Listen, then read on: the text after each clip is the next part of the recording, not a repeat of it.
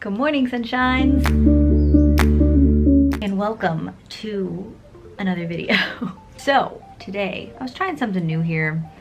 I can't even tell you how many times I redid these two to try to make them look exactly the same, and this one just doesn't want to go where it's supposed to, so forgive me for the slight, inconsistency there. But I wanted to do a sit down and chatty video with you guys today because I think you have been enjoying them lately. I also have a vlog coming for you, but I feel like it wasn't like a fully complete vlog, so I want to add a little bit more to it. I overthink everything permanently, always. I'm a chronic overthinker, and yeah, the vlog will be here soon. But for now, let's get chatting. So last night, 3 a.m. 3 or 4 a.m. I don't know. It was the middle of the night. I don't know why, but I was just thinking about all these mistakes that I made along the way trying to learn how to be fit, I guess. And what I mean by fit is where I'm eating in a way that makes me happy, but also where it's nutritious and I'm getting enough nutrients and my body is well nourished, because I think that's very important. And exercising in a way that doesn't make me tired or sad all the time, or not in a way where I just never move ever and I have no cardiovascular system either. So finding a balance between all these things and all these mistakes that I made on the way. And I just pulled out a notepad and I was like, I'm writing these down because these are things that I really wish I knew before I got started. I started working out in 2012. I would say 2011 I was like interested in it, but I couldn't get a consistent schedule going. I didn't know what I was doing. 2012 was basically when I started a regimen. I picked a bikini competition, which is totally not what you should do when you, that's actually, we'll just make that mistake number one there.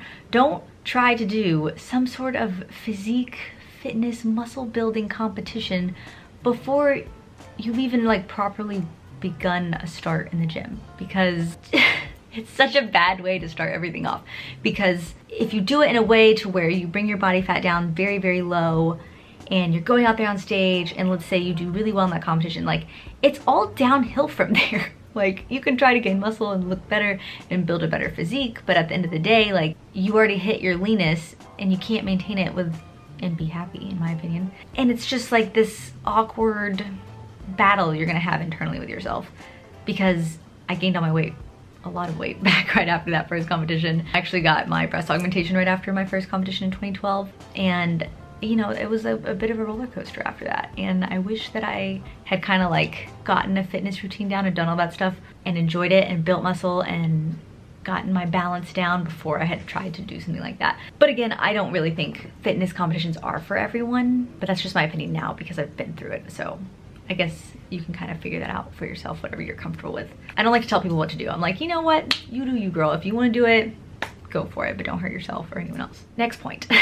I cannot tell you how much I did not listen to my body and how important that is, because I did squats wrong, incorrectly, for years. I probably didn't even fix my squat form until like 2014 or 2015, I would say, to where I was like, oh, this is how they're supposed to feel.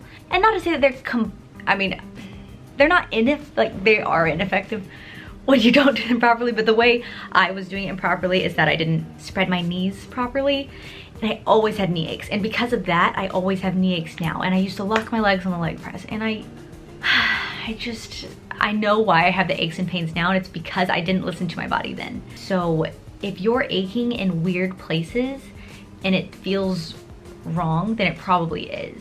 There's like a normal muscle ache, and you have to learn how that feels and how that is just, delayed onset muscle soreness, and that is a normal feeling, and it's a good feeling to me, as long as it's not, devastatingly painful. But regardless, that is a normal body response to your workout. But I used to get these like weird knee pains, and I would just, if you turn that camera on and you're recording me, I was like, YOLO, we're doing this squat. 185, let's do it.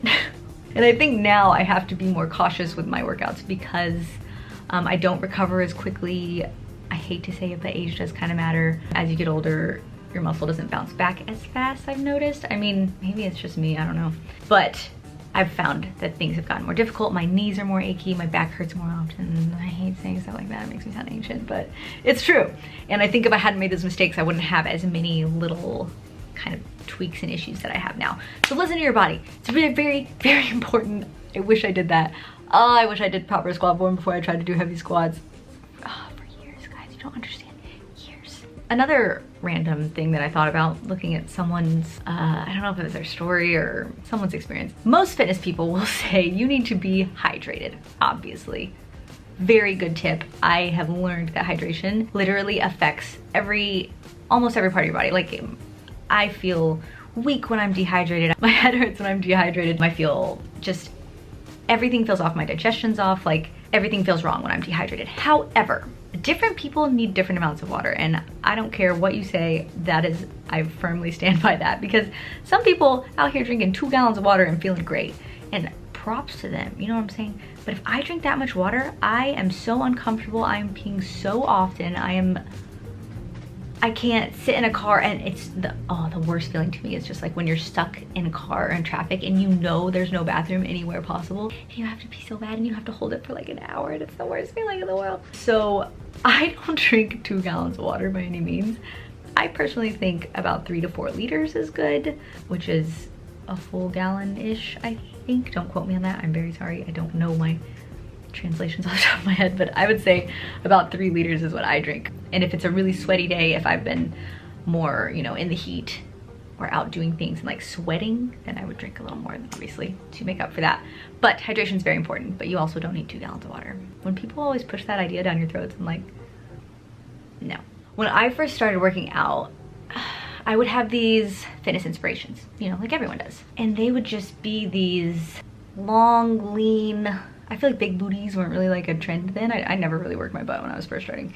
I just wanted abs. I just wanted like Karina's body, you know what I mean? Oh, that's all I wanted. That was all my inspo, everything. But like, you have to come to terms with the fact that you can look at these other bodies and appreciate these other bodies and acknowledge that you think they look nice, or like that's a great achievement, but you cannot look like someone else. Like, I will never have the genetics to have abs like Karina. I will never ever have a shredded upper body, and I appreciate the hell out of a shredded upper body. I love the way lean backs look. They just look so nice and just lovely. But that is the place that you have to understand your body type. And that's not to say don't have goals, or just like, oh, you're always gonna have that body fat percentage, or you're never gonna be able to build muscle there. Like, that's not true at all. Building muscle takes a lot of time though. And the biggest thing I feel is that you can't change more than your muscle and fat proportions. You cannot change the way that your body's shaped. I will never have hips, ever. You got a hip dip, you got a hip dip. It's okay. Like, I do too. It's totally fine. I think most people have them, in my opinion. But when you look at these people that have these like nice juicy hips, or I love girls that have those little tiny upper bodies and like curvy hips, and it's just the most beautiful look ever to me. But I have to come to terms with the fact that I cannot look like that, and that is something that I can appreciate, but that I cannot achieve, and that is okay. Because when you're working out, when you're on your fitness lifestyle track, you know what I mean, and you're going for the end goal, it's a lifestyle, etc. Like, when you're on that, you have to know that you are improving yourself and only your body, and you're trying to be the best version of you, as cheesy as that sounds, because you cannot be the best version of her.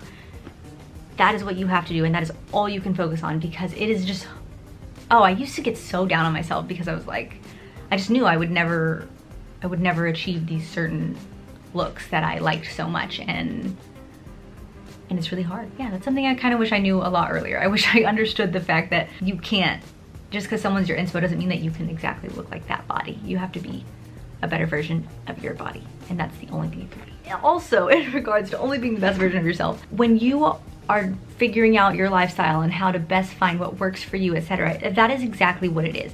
It is what works best for you. There are a lot of things that I've seen people do that worked for them that will never work for me. First of all, because if you don't want to do it, you're not going to sustainably do it, most likely, unless you're just one of those people that can like, put the grind in and do what they hate. But I'm not one of those personally. And some things, like everyone's body and genetics and their lifestyle and everything about them is just different. Like, you can take bits and pieces of information. That's the best part. That's the most fun part to me. You take a bit here and you try that, and then you can take a bit from this source and you try that, and you piece it all together until you realize like, oh, my body responded well to that, my body didn't respond well to that. As soon as you find that relationship with your body where you can realize what works well for you, what makes you feel fuller all day, what makes you hungry and grumpy, you know, like there's different things that you realize over time that just work better for you. Some people work out in the morning, some people work out at night, some people like big meals, some people need little meals throughout the day, etc. Like there are different things that work for everyone, and you can only force yourself to do something you don't want to do for so long. But if you try it and you have a bad reaction and that doesn't work for you, don't just force yourself that way because someone you like does it. You know what I mean? At the end of the day, that might not be the thing for you. You might need to try this path instead. A bunch of people talk about keto now, and I'm like, no, that sounds horrible.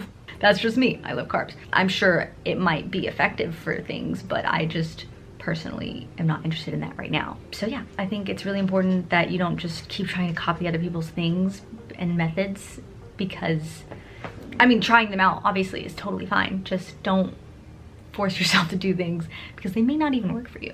You have to figure out what works for you. You are special and unique, and you have to find what's best for you.